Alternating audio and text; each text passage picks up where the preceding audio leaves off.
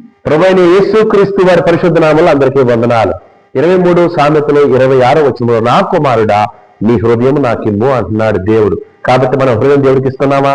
విరిగిన మనసుతో మన కన్నీరు కారుస్తూ దేవుని ఎడల పశ్చాత్తాప హృదయమై దేవునికి ప్రార్థిస్తున్నామా? మన క్రియలు, మన యొక్క జీవిత విధానము, మన యొక్క ప్రవర్తన, మన కుటుంబ జీవితం, మన యొక్క ప్రతి విధమైన క్రియలు దేవునికి అనుకూలంగా ఉన్నాయా? దేవుడు చెప్పినట్లే చేస్తున్నామా? దేవుడు అదే చూస్తాడు కదా. అంతేగాని దేవుడు కరెన్సీ కట్టలు చూడడు, మన కన్నీటినే చూస్తాడు. దేవుని బిడ్డలు గమనించండి, హన్నా అదే విధంగా కన్నీరు కార్చి గర్భఫలం పొందుకుంది. అబ్రహాము క్రియారూపకంగా ఎన్నో విశ్వాసాలు కనపరిచి దేవుని ఎడల ఎంతో భయభక్తులు కలిగినటువంటి బిడ్డగా ఉన్నాడు. దేవుని బిడ్డలు గమనించండి, మనము కరెన్సీ కట్టలు ఇచ్చి దేవుని సంతోష పెడదామని అనుకుంటారేమో.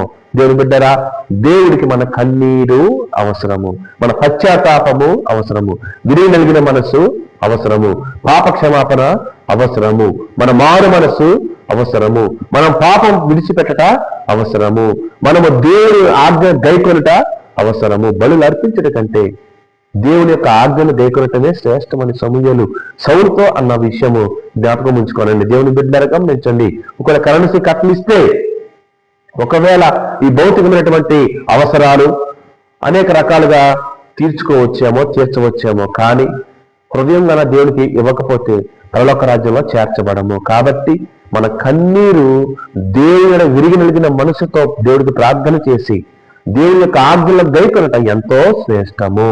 కాబట్టి మనకు కావలసినటువంటిది ఏంటంటే దేవుని వాక్యం వినటం, దేవుని వాక్య ప్రకారం జీవించటం. కాబట్టి దేవుని ఆజ్ఞలను గైకొంటూ దేవునికి భయభక్తులు కలిగి జీవించటం ఎంతో అవసరం. అందరికీ వందనాలు.